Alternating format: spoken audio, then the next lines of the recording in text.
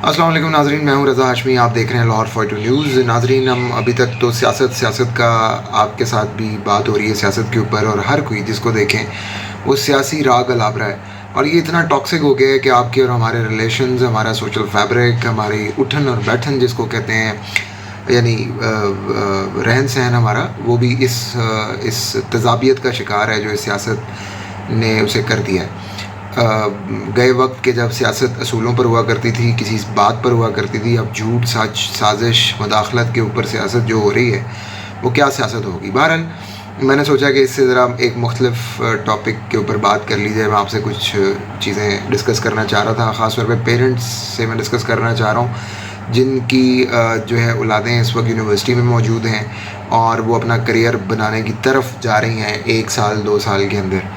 मैं उन पेरेंट्स से बहरहाल इसलिए बात भी करना चाह रहा हूँ क्योंकि जो पेरेंट्स अपने बच्चों के साथ कर रहे हैं वो मुझे कई बार तकलीफ़ भी देता है, और मुझे कई बार उसके ऊपर उलझन भी होती है कि ये पेरेंट्स अपने बच्चों के साथ क्यों कर रहे हैं। ख़ास तौर पे वो पेरेंट्स जिनके ना तो पीछे कोई मुरब्बे हैं जो उनके पेरेंट्स ने कभी छोड़े थे, ये ना ही उनके कोई बहुत बड़े बड़े कारोबार चल रहे हैं, कोई बेकरी चेन्स चल रही हैं या फूड फैक्ट्रीज चल रही हैं या शुगर मिलें लगी हुई हैं, वो भी हिसाब नहीं है।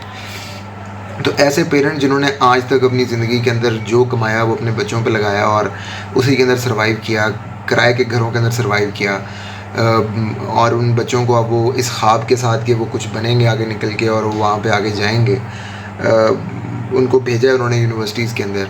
वो पेरेंट्स जिस तरीके से ओवर प्रोटेक्टिव हो चुके हुए हैं वो बहुत ख़तरनाक है। मेरे पास, मैं एक यूनिवर्सिटी में पढ़ाता हूँ, वहाँ पर बच्चे जो है, मैं मीडिया ही पढ़ाता हूँ, तो वहाँ पर जो बच्चे आ रहे हैं वो जिस किस्म के पेरेंटल लगेज के साथ आते हैं, जिस किस्म की पेरेंटल लॉकिंग के साथ आते हैं, जिस तरीके की पेरेंटल वॉच के अंदर वो वहाँ पर आते हैं। मैं ये नहीं कह रहा हूँ कि पेरेंटल वॉच अच्छी नहीं है, नहीं, मैं ये कह रहा हूँ कि ओवर प्रोटेक्टिव होना, और इतना ओवर प्रोटेक्टिव होना कि वो उनकी जो लर्निंग और जो स्किल सीखने का जो पूरा प्रोसेस है वो भी डिस्टर्ब होना शुरू हो जाए, तो फिर आप बजाय अपने बच्चे को फ़ायदा देने के आप उनको नुकसान दे रहे हैं। मिसाल के तौर पे मैं अभी आपको बताता हूँ कि खान साहब जो हैं अपने, इमरान खान साहब, फिर आप कहेंगे सियासत तो आ गई, बिल्कुल आ गई। और खान साहब का जलसा था लाहौर के अंदर, मेरा ख्याल है 3 हफ्ते हो गए हैं शायद इस बात को।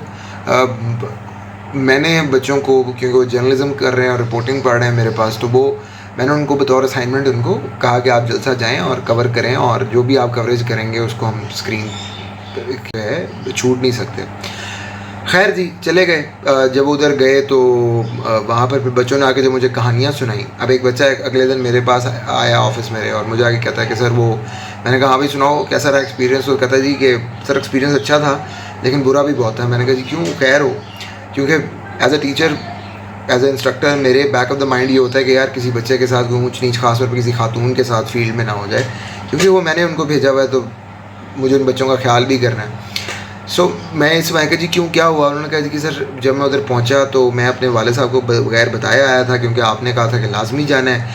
उनको मैं बताता तो वो मुझे जाने ना देते। और नाजरीन, हैरान कौन बात ये कि उसके वाले साहब भी एक बड़े मीडिया चैनल में काम करते हैं, और कहता जी मैं उनका कार्ड भी उठा लाया था क्योंकि मुझे वहाँ पे अंदर एंट्री और एग्ज़िट के अंदर थोड़ी आसानी हो जाती, तो मैं दोनों चीज़ें कर लाया था। अम्मी को मैंने बता दिया था, बहन को भी अपनी बता दिया शायद, और बहरहाल अब्बू जी को नहीं बताया, और मैं उधर मौके पे पहुँच गया।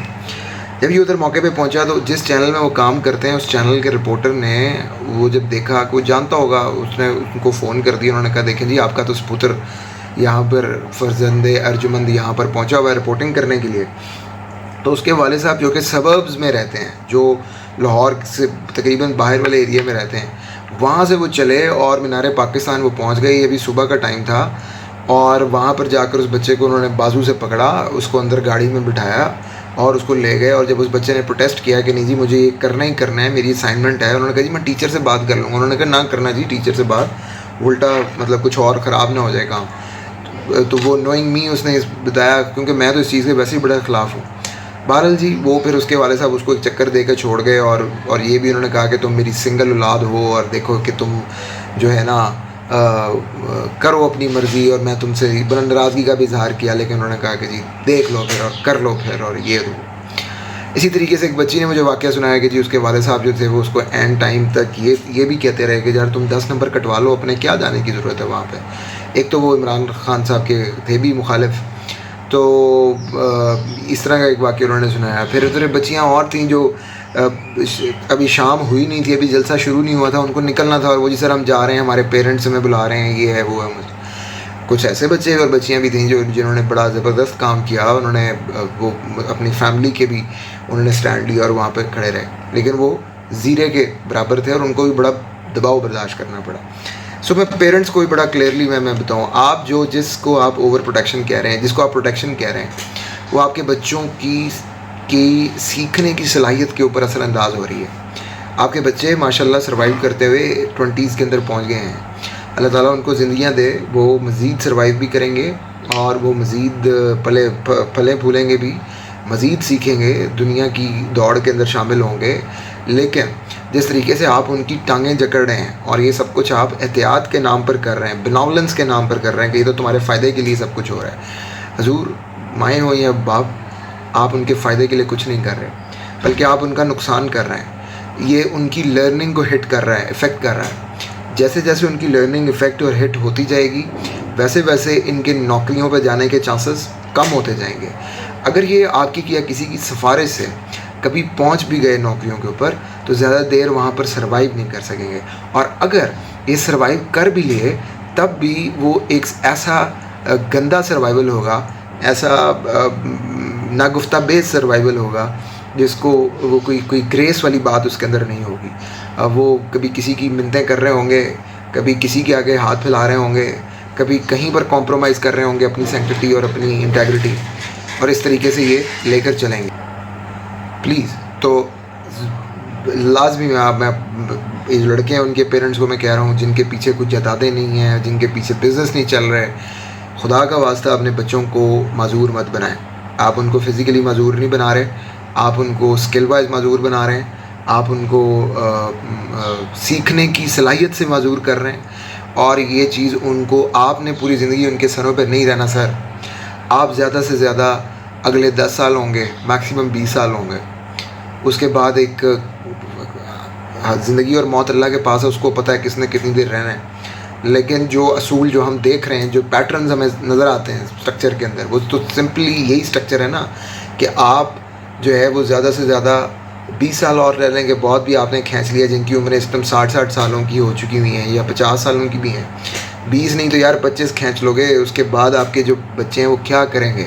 वो दौले शाह के चूहे बन जाएंगे। आप लोगों के जो चढ़ाए हुए उनके ऊपर मास्क हैं और जो चौकट्टे हैं उनके सरों के ऊपर, वो उनको फलने फूलने नहीं दे रहे। वो बग़ैर स्किल्स के यहाँ से निकलेंगे, आगे मार्केट में भी बोझ बनेंगे और फिर आप हुकूमतों को कोसेंगे कि जनाब हमें नौकरियाँ नहीं मिल रही। मैं बहुत सारे मैनेजर्स को जानता हूँ, मैं उनसे ये बात करता हूँ, मीडिया चैनल्स के अंदर हायरिंग कर रहे होते हैं, मैं उनसे बात करता हूँ कि यार, और जब हम काम खुद कर रहे थे उस वक्त भी कि यार क्या सूरत हाल है, तुम लोग क्यों नहीं हायर करते लोगों को? तो उन्होंने कहा कि जी हमारे पास स्किल्ड लेबर नहीं आती है। आप जब इस तरीके से उनको रोकते हैं तो आप अपने बच्चों का नुकसान कर रहे हैं और किसी का भी नुकसान कहीं पर भी नहीं हो रहा। बेटियां जो हैं, लड़कियां जो हैं, उनके पेरेंट्स, मैं आपको बड़ा क्लियर बता दूं, अगर आपके जहनों में ये है कि इनकी शादियां होनी हैं, इस वक्त मिडिल क्लास फैमिलीज़ जो न्यूक्लियर फैमिलीज़ की शक्ल के अंदर रहते हैं, ये फैमिलीज़ किसी सूरत भी अब एक बंदे की कमाई पर नहीं चल सकती। बड़े शहरों के अंदर देखें, आपकी लिविंग इतनी महंगी हो चुकी है, आपकी जो स्टैंडर्ड ऑफ लिविंग हैं वो तो महंगे हो चुके हैं, फिर उनका वो ज़्यादा सोशली स्टेटस बन चुके हैं, ज़्यादा स्टैंडर्डाइज हो चुके हैं कि ये होगा तो ये होगा। पहले इस तरह से इतना नहीं होता था, अब ये कॉन्शियसनेस मज़ीद बढ़ गई हुई है इस पूरे स्ट्रक्चर के अंदर। वो जब बोझ बन के उधर आगे जाएगी तो ठुड्डे मुक्के लाते ही खाएगी। इसके अलावा उसके जहन में उसके मुकद्दर कोई नहीं होंगे। पीछे से आप पूरी ज़िंदगी फ़ंड करते रहेंगे, आपने कितनी देर जी लेना जनाब उनके सरों पर। फिर जब आप फ़ंड करेंगे तो आपकी बेटियों पर इल्ज़ाम ये लगेगा कि जनाब ये तो मुदाखलत हो रही है जी ससुराल की जानिब से। आप कितनी देर एक नए फड्डे के अंदर उसको डाल देंगे? खुदा का वास्ता अपनी बेटियों को स्किल सीखने दें, उनको काम करने दें, उनको इस मार्केट की धूप छाँव झेलने दें, ताकि वो एक इंडिपेंडेंट शहरी के तौर पे, इंडिपेंडेंट इंसान के तौर पे सामने आए और फिर वो अपने बच्चों की भी परवरिश करें। पहले सबसे आप अपने आप को इंडिपेंडेंट करें, फिर अपने बच्चों को इंडिपेंडेंट करें और कोई एक काम के से सुर सवाद के लोगों को खड़ा करें इस माशरे के अंदर। ये मैंने अपने पेरेंट्स को कहना था, ये ज़्यादती अपने बच्चों के साथ अच्छाई और उनकी हिफाजत के नाम पे ना करें। बहुत शुक्रिया।